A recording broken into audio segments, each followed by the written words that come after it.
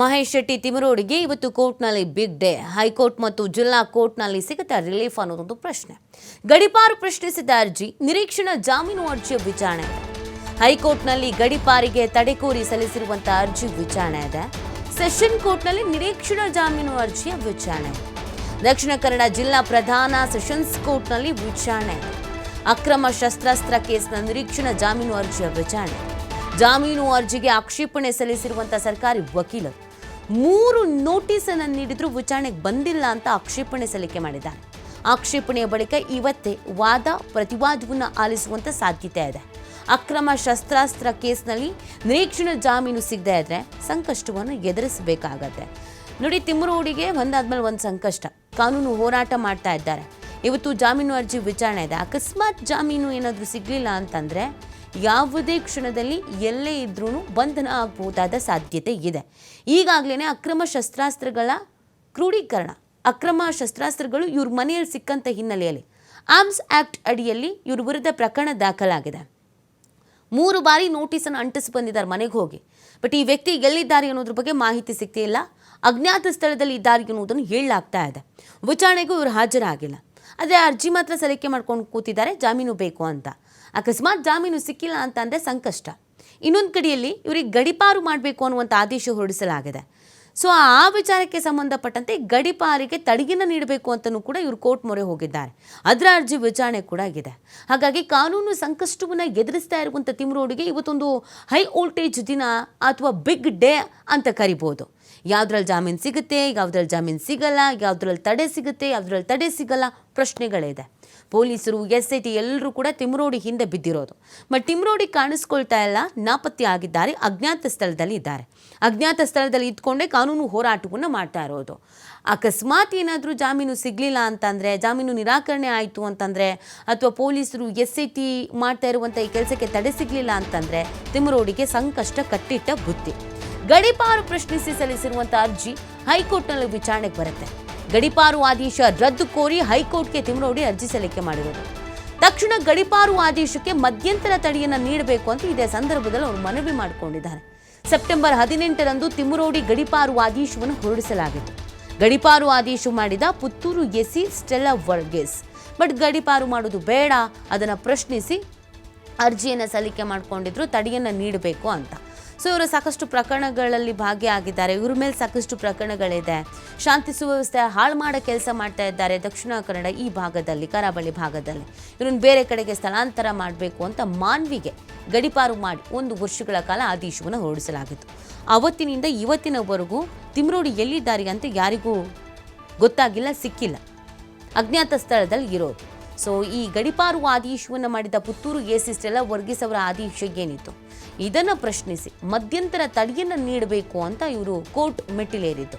ಹೈಕೋರ್ಟ್ಗೆ ತಿಮ್ಮರೋಡಿ ಅರ್ಜಿಯನ್ನು ಸಲ್ಲಿಕೆ ಮಾಡಿದರು. ಸೊ ಹಾಗಾಗಿ ಅದರ ಅರ್ಜಿಯ ವಿಚಾರಣೆ ಕೂಡ ಇದೆ. ಒಂದು ವೇಳೆ SC ಅವರು ಮಾಡಿರುವಂಥ ಈ ಆದೇಶವನ್ನು ಕೋರ್ಟ್ ಏನಾದರೂ ಎತ್ತಿ ಹಿಡಿತು ಅಂತ ಅಂದರೆ ತಿಮ್ಮರೋಡಿಗೆ ಎಗೇನ್ ಸಂಕಷ್ಟ ಎದುರಾಗುತ್ತೆ.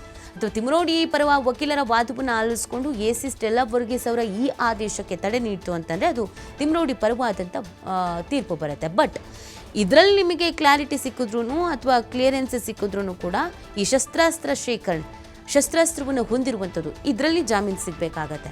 ಸೊ ಒಟ್ಟಿನಲ್ಲಿ ಒಂದಾದರೆ ಒಂದು ಬೀಸದೊಣ್ಣೆಯಿಂದ ಪಾರಾಗದ ಬಹಳ ಅಂದರೆ ಬಹಳ ಕಷ್ಟ ಇದೆ ಇಲ್ಲಿ ತಿಮ್ಮರೋಡಿಗೆ. ಏನಾಗುತ್ತೆ ಅನ್ನೋದೊಂದು ಕುತೂಹಲ ಇದೆ. ಈ ಬಗ್ಗೆ ಮತ್ತಷ್ಟು ಮಾಹಿತಿ ನೀಡ್ತಾರೆ ನಮ್ಮ ಪ್ರತಿನಿಧಿ ಆದಿತ್ಯ. ತಿಮ್ಮರೋಡಿಗೆ ಇದೊಂದು ಬಿಗ್ ಡೇ ಅಂತ ಕರಿಬೋದು. ಒಂದಲ್ಲ ಒಂದು ಪ್ರಕರಣದಲ್ಲಿ ಲಾಕ್ ಆಗಬಹುದಾದ ಸಾಧ್ಯತೆ. ಯಾವ ರೀತಿ ಕಾನೂನು ಹೋರಾಟವನ್ನು ಮಾಡ್ತಾ ಇದ್ದಾರೆ, ಇವತ್ತಿನ ದಿನ ಅವ್ರಿಗೆ ಹೇಗೆ ನಿರ್ಣಾಯಕ ಆಗಿದೆ ಅಂತ ಆದಿತ್ಯ? ನೀತಿ ಹೌದು. ಈ ಒಂದು ಪ್ರಕರಣ ಸೇರಿದಂತೆ ಸೌಜನ್ಯ ಹೋರಾಟದಲ್ಲಿ ಬಹಳ ಮುಖ್ಯ ಭೂಮಿಕೆಯಲ್ಲಿ ಗುರುತಿಸಿಕೊಂಡಿದ್ದಂತಹ ಮಹೇಶ್ ಶೆಟ್ಟಿ ತಿಮ್ಮರೋಡಿ ಅವರು ಸರಿಸುಮಾರು 10 ದಿನಗಳಿಂದ ಅವರು ಅಜ್ಞಾತ ಸ್ಥಳದಲ್ಲಿದ್ದಾರೆ. ಒಂದು ಅರ್ಥದಲ್ಲಿ ಅವರು ನಾಪತ್ತೆಯಾಗಿದ್ದಾರೆ ಅಂತ ಹೇಳ್ಬಹುದು. ಯಾರ ಸಂಪರ್ಕಕ್ಕೂ ಕೂಡ ಅವರು ಸಿಗ್ತಾ ಇಲ್ಲ. ಈ ನಡುವೆ ಅವರಿಗೆ 2 ಕಾನೂನು ಸಂಕಷ್ಟ ಎದುರಾಗಿದೆ. ಯಾಕಂದ್ರೆ ಒಂದು ಅಕ್ರಮ ಶಸ್ತ್ರಾಸ್ತ್ರ ಅಂದ್ರೆ ಅವ್ರ ಮನೆಯಲ್ಲಿ ಒಂದು ಏರ್ ಗನ್ನು ಮತ್ತು ತಲವಾರ್ಗಳು ಪತ್ತೆಯಾಗಿತ್ತು ಅನ್ನುವಂತ ರೀತಿಯಲ್ಲಿ SP ಸೈಮನ್ ಅವರು ಬೆಳ್ತಂಗಡಿ ಪೊಲೀಸ್ ಠಾಣೆಗೆ ದೂರು ನೀಡಿದ್ರು. ಹಾಗಾಗಿ ಅಕ್ರಮ ಶಸ್ತ್ರಾಸ್ತ್ರಗಳ ಶೇಖರಣೆ ಮಾಡಿದಂತಹ ಆರೋಪದ ಅಡಿಯಲ್ಲಿ ಅವರ ವಿರುದ್ಧ FIR ದಾಖಲಾಗಿತ್ತು. ಆಗಿತ್ತು. ವಿಚಾರಣೆಗೆ ಹಾಜರಾಗಿ ಅನ್ನುವಂಥ ರೀತಿಯಲ್ಲಿ 3 ಬಾರಿ ಬೆಳ್ತಂಗಡಿ ಪೊಲೀಸರು ನೋಟಿಸ್ ನೀಡಿದ್ರು ಕೂಡ ಅವರು ವಿಚಾರಣೆಗೆ ಹಾಜರಾಗಿರಲಿಲ್ಲ. ಅಂದ್ರೆ ಜಾಮೀನು ಸಿಗುತ್ತೆ ಅನ್ನುವಂಥ ರೀತಿ ನಿರೀಕ್ಷೆಯಲ್ಲಿ ಇದ್ರು. ಶನಿವಾರ ಒಂದು ಇತ್ಯರ್ಥ ಆಗಬಹುದು ಇದು ಅನ್ನುವಂಥ ರೀತಿಯ ಲೆಕ್ಕಾಚಾರ ಅವರಲ್ಲಿತ್ತು. ಆದ್ರೆ ಶನಿವಾರ ಸರ್ಕಾರದ ವಿಶೇಷ ಅಭಿಯೋಜಕರು ನಮಗೆ ಆಕ್ಷೇಪಣೆಯನ್ನ ಸಲ್ಲಿಸೋದಕ್ಕೆ ಇನ್ನಷ್ಟು ಕಾಲಾವಕಾಶ ಬೇಕು, ಪೊಲೀಸರ ವರದಿಯನ್ನು ನಾವು ಗಮನಿಸಬೇಕಾಗಿದೆ ಅನ್ನುವಂಥ ರೀತಿಯ ಮನವಿಯನ್ನ ಮಾಡಿದ ರೀತಿಯಲ್ಲಿ ಅದು ಇವತ್ತಿಗೆ ಪೋಸ್ಟ್ಪೋನ್ ಆಗಿತ್ತು. ಸೊ ಇವತ್ತು ಅಕ್ರಮ ಶಸ್ತ್ರಾಸ್ತ್ರದ ಒಂದು ಜಾಮೀನು ಅರ್ಜಿಯ ವಿಚಾರಣೆ ಕೂಡ ನಡೆಯುತ್ತೆ. ಇನ್ನೊಂದು ಕಡೆಯಿಂದ ತಿಮ್ಮರೋಡಿ ಅವರು ಹೈಕೋರ್ಟ್ ಮೊರೆ ಹೋಗಿದ್ದಾರೆ. ಈ ಗಡೀಪಾರು ಆದೇಶ ಏನಾಗಿದೆಯೋ ಅದನ್ನ ಕೂಡಲೇ ರದ್ದುಪಡಿಸಬೇಕು ಅನ್ನುವಂತಹ ರೀತಿಯಲ್ಲಿ ಹೈಕೋರ್ಟ್ ಮೆಟ್ಟಿಲನ್ನ ಏರಿರೋದು. ಸೊ ಇವತ್ತು ತಿಮ್ಮರೋಡಿ ಅವರ ಎರಡೆರಡು ಪ್ರಮುಖವಾದ ಭವಿಷ್ಯ. ಯಾಕಂದ್ರೆ ಇನ್ ಕೇಸ್ ಅಕ್ರಮ ಶಸ್ತ್ರಾಸ್ತ್ರ ಕಾಯ್ದೆಯಲ್ಲಿ ಈಗ 3 ಬಾರಿ ವಿಚಾರಣೆಗೆ ನೋಟಿಸ್ ನೀಡಿದ್ರು ಕೂಡ ಅವರು ಹಾಜರಾಗಿಲ್ಲ ಅನ್ನುವಂತ ಕಾರಣಕ್ಕೋಸ್ಕರ ಪೊಲೀಸರು ಈ ವಿಚಾರವನ್ನ ಏನಾದರೂ ಕೋರ್ಟ್ ಮುಂದೆ ಪ್ರಸ್ತಾಪಿಸಿದ್ರೆ ಅವರ ಜಾಮೀನು ಅರ್ಜಿಗೂ ಕೂಡ ಅದು ಬಹಳ ಹೊಡೆತವನ್ನ ನೀಡುವಂತ ಸಾಧ್ಯತೆ ಇದೆ. ಇನ್ನೊಂದು ಕಡೆಯಿಂದ ಗಡೀಪಾರು ಆದೇಶ, ಯಾಕಂದ್ರೆ ಅಲ್ಲೂ ಕೂಡ ವಾದವನ್ನ ಮಂಡಿಸುವಂತ ಸಂದರ್ಭದಲ್ಲಿ ಗಡೀಪಾರು ಪ್ರಕ್ರಿಯೆ ಮಾಡಿ, ಅಂದ್ರೆ ಗಡೀಪಾರಿನ ಒಂದು ಪ್ರಕ್ರಿಯೆ ನಡೆಯುವ ವೇಳೆಯಲ್ಲಿ ಇವರ ವಿರುದ್ಧ ಸುಮಾರು 5-6 ಪ್ರಕರಣಗಳು ದಾಖಲಾಗಿದೆ. ಒಂದಿಷ್ಟು ದೊಡ್ಡ ಹೈಡ್ರಾಮಾಗಳು ನಡೆದಿದೆ ಮತ್ತು SIT ಅನ್ನುವಂತಹ ಒಂದು ಸೂಕ್ಷ್ಮ ತನಿಖೆ ನಡೀತಾ ಇರುವಂತಹ ಹೊತ್ತಿನಲ್ಲಿ ಈ ಪ್ರಕರಣಗಳು ಅದಕ್ಕೆ ಸಂಬಂಧಪಟ್ಟ ಹಾಗೆ ನಡೆದಿರೋದು ಅನ್ನುವಂಥ ವಿಚಾರವನ್ನ ಕೂಡ ಗಡೀಪಾರು ಆದೇಶಕ್ಕೆ ಸಂಬಂಧಪಟ್ಟ ಹಾಗೆ ಸರ್ಕಾರದ ಪರವಾಗಿರುವಂತಹ ವಕೀಲರು ಮಂಡಿಸುವಂತ ಸಾಧ್ಯತೆ ಇದೆ. ಹೈಕೋರ್ಟ್ನ CM ಪುನಚಾ ಅವರ ಏಕಸದಸ್ಯ ಪೀಠದ ಎದುರು ಇವತ್ತು ವಿಚಾರಣೆ ನಡೆಯಲಿಕ್ಕಿರುವಂತದ್ದು. ಪ್ರತಿವಾದಿಗಳಾಗಿ ಇವರು ರಾಜ್ಯ ಸರ್ಕಾರ, ಪುತ್ತೂರು AC ಸ್ಟೆಲಾ ವರ್ಗೀಸ್ ಅವರನ್ನ, DYSP ಬಂಟ್ವಾಳದವರು ಏನಿದ್ದಾರೆ ಇವರನ್ನ ಮತ್ತು ಬೆಳ್ತಂಗಡಿ ಇನ್ಸ್ಪೆಕ್ಟರ್ ಏನಿದ್ದಾರೆ ಇವರನ್ನ ಪ್ರತಿವಾದಿಯಾಗಿಸಿ ಇವತ್ತು ಗಡೀಪಾರು ಆದೇಶವನ್ನ ರದ್ದು ಮಾಡಬೇಕು ಅನ್ನುವಂಥ ರೀತಿಯಲ್ಲಿ ಹೈಕೋರ್ಟ್ ಮೆಟ್ಟಿಲು ಏರಿರೋದು. ಆದರೆ ಇಲ್ಲಿ ಇನ್ನೊಂದು ವಿಚಾರವನ್ನ ಕೂಡ ಪೊಲೀಸರು ಉಲ್ಲೇಖ ಮಾಡೋ ಸಾಧ್ಯತೆ ಇದೆ. ಅಂದ್ರೆ ಗಡೀಪಾರು ಆದೇಶದ ಬಗ್ಗೆ ಅವರಿಗೆ ನೋಟಿಸ್ ನೀಡೋದಕ್ಕೂ ಕೂಡ ಅವ್ರ ಕೈಗೆ ಸಿಕ್ಕಿಲ್ಲ ಅನ್ನುವಂತಹ ರೀತಿಯಲ್ಲಿ 2 ಪ್ರಕರಣ, ಅಂದ್ರೆ ಬಹಳ ಗಂಭೀರವಾಗಿರುವಂತಹ 2 ಪ್ರಕರಣಕ್ಕೂ ಕೂಡ ಅವರು ವಿಚಾರಣೆಗೆ ಹಾಜರಾಗಿಲ್ಲ ಅಥವಾ ಪೊಲೀಸರು ಹುಡುಕಾಟವನ್ನ ನಡೆಸುವಂತ ಸಂದರ್ಭದಲ್ಲೂ ಕೂಡ ಅವರು ಎಚ್ಕೊಂಡಾಗಿರುವಂತದ್ದು ಇದೆ. ಮತ್ತು ಗಡೀಪಾರಿಗೆ ಸಂಬಂಧಪಟ್ಟ ಹಾಗೆ ಪುನರಾವರ್ತಿತ ಅಪರಾಧಗಳು, ಅಂದ್ರೆ ಒಂದು ಹೇಳಿಕೆ ಅಥವಾ ಒಂದು ವಿವಾದಾತ್ಮಕ ಹೇಳಿಕೆಗೆ ಸಂಬಂಧಪಟ್ಟ ಹಾಗೆ ಕೇಸ್ ದಾಖಲಾಗಿ ಅದರಲ್ಲಿ ಕೋರ್ಟ್ ಏನಾದ್ರು ರಿಲೀಸ್ ನೀಡಿದ್ರು ಕೂಡ ಮತ್ತೆ ಅಂಥದ್ದೇ ಪ್ರಕರಣ, ಅಂದ್ರೆ ಅದೇ ಕಂಟೆಂಟ್ ಅನ್ನ ಇಟ್ಕೊಂಡು ಅದೇ ವಿಚಾರಕ್ಕೆ ಸಂಬಂಧಪಟ್ಟ ಹಾಗೆ ಅದೇ ರೀತಿ ಅವಹೇಳನಕಾರಿ ಹೇಳಿಕೆಗಳನ್ನ ನೀಡ್ತಾ ಇದ್ದಾರೆ.